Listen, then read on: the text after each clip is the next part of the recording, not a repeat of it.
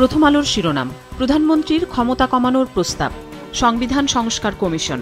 খবরটিতে বলা হয়েছে, প্রধানমন্ত্রীর একচ্ছত্র ক্ষমতা কমিয়ে রাষ্ট্রপতির ক্ষমতা বাড়ানোর লক্ষ্যে সংবিধান সংস্কার কমিশন সুপারিশ দিয়েছে।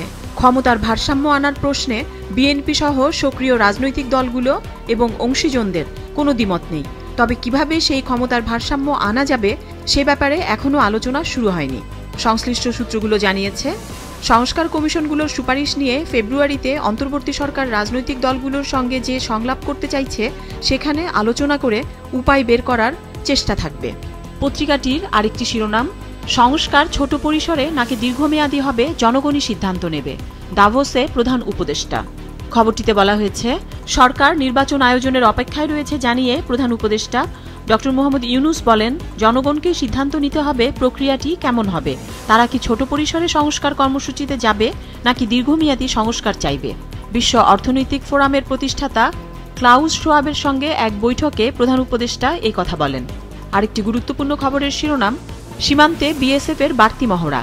বাংলাদেশের পরিবর্তিত পরিস্থিতির কথা মাথায় রেখে দুই দেশের মধ্যবর্তী সীমান্তে ভারতের সীমান্তরক্ষী বাহিনী বিএসএফ মহড়া অভিযান চালাবে। এই মহড়াকে বলা হচ্ছে অপস অ্যালার্ট বা অপারেশনস অ্যালার্ট। সমকালের প্রধান শিরোনাম, দাগী অপরাধীরা প্রকাশ্যে এসেই খুনোখুনিতে, আইন শৃঙ্খলা পরিস্থিতি। নানা অপরাধে 4 মাসে মামলা 796, অপহরণ 302।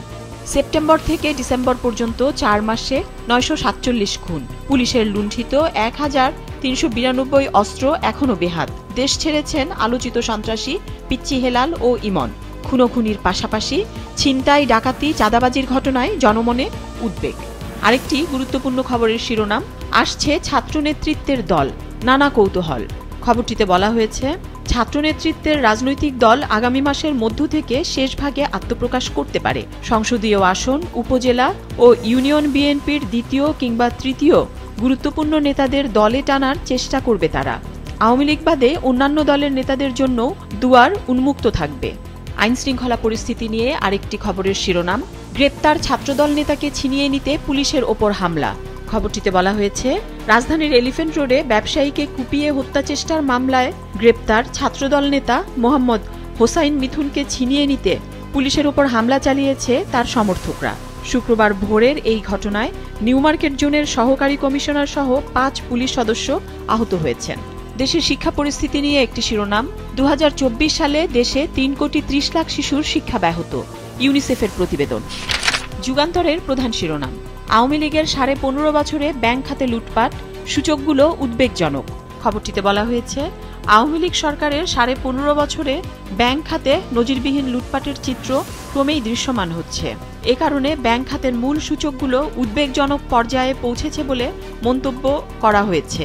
কেন্দ্রীয় ব্যাংকের এক প্রতিবেদনে বলা হয়েছে, চলতি অর্থবছরের প্রথম প্রান্তিকেই ব্যাংক খাত চ্যালেঞ্জের মুখে পড়েছে। কারণ খেলাপি ঋণ অস্বাভাবিক মাত্রায় বেড়ে যাচ্ছে, সম্পদের মান নিম্নমুখী হয়েছে, হ্রাস পেয়েছে ঋণ ও আমানতের প্রবৃদ্ধি। কালের কণ্ঠের শিরোনাম, মাঠের সব নিয়ন্ত্রণ চান ডিসিরা।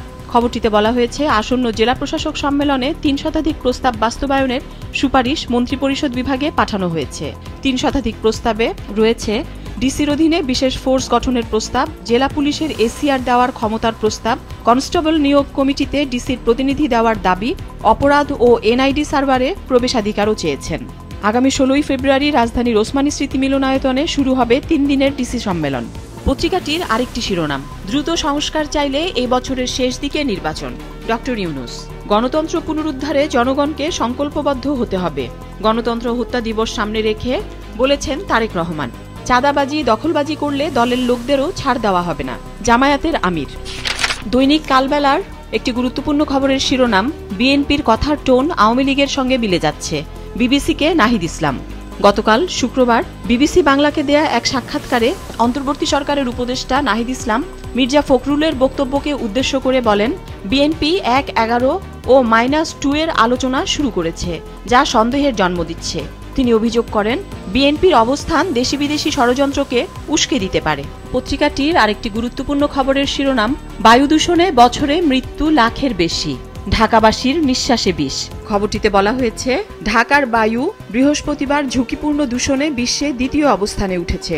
রিয়েল টাইম এয়ার কোয়ালিটি ইন্ডেক্সের তথ্যে ওই দিন বিকেল 4টা থেকে সন্ধ্যা 6টা পর্যন্ত ঢাকার বাতাসের বায়ুমান ছিল 244, অর্থাৎ খুবই অস্বাস্থ্যকর। দেশের আইনশৃঙ্খলা প্রতিনিধি নিয়ে প্রধান শিরোনাম করেছে বাংলাদেশ প্রতিদিন। তাদের একটি শিরোনাম, বেড়েছে নানা অপরাধ। খবরটিতে বলা হয়েছে, আইনশৃঙ্খলা নিয়ে অস্বস্তি, ভালো নেই মানুষ। জামিনে মুক্তি পেয়ে শীর্ষ সন্ত্রাসীরা তৎপর। প্রকাশ্যে হচ্ছে চুরি, ডাকাতি, ছিনতাই। বেপরোয়া কিশোর গ্যাং, সামাজিক বিশৃঙ্খলা চরমে। একই বিষয়ের আরেকটি শিরোনাম, রাজশাহীতে অপহরণ আতঙ্ক। দলীয় প্রভাবে চলছে চাঁদাবাজি, দখল। খবরটিতে বলা হয়েছে, রাজশাহীতে ক্রমেই বাড়ছে অপহরণ ও মুক্তিপণ আদায়। সম্প্রতি এমন অর্ধশত অপহরণের ঘটনা ঘটেছে। তবে অনেকে এই বিষয়ে থানায় অভিযোগ না করে নানাভাবে মিটমাট করে নিচ্ছেন। দেশ রূপান্তরের একটি খবরের শিরোনাম, ঢাকা বেইজিং নিয়ে সতর্ক ভারত যুক্তরাষ্ট্র। খবরটিতে বলা হয়েছে, নতুন মার্কিন পররাষ্ট্রমন্ত্রী মার্কো রুবিও এবং ভারতের পররাষ্ট্রমন্ত্রী ডক্টর জয়শঙ্করের দ্বিপক্ষীয় বৈঠকে বাংলাদেশ বিষয়ে আলোচনার প্রসঙ্গ নিয়ে আবারও ঢাকা দিল্লির কূটনৈতিক চ্যানেলগুলোতে আলোচনা চলছে।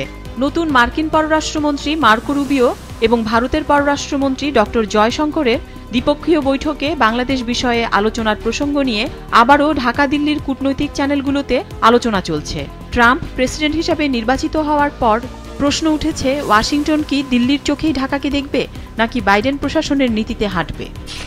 আজকের পত্রিকার প্রধান শিরোনাম, সংকট বাড়াচ্ছে অসাধু চক্র। বাজারে বিক্রি হচ্ছে বিনামূল্যের পাঠ্য বই। চড়া দামে কিনছেন অভিভাবকেরা। ঢাকা ও শেরপুরে 3 ট্রাক বই উদ্ধার। এখনও 54% বই বিতরণ সম্ভব হয়নি। বই না আসায় পড়াশোনায় ঢিমেতাল।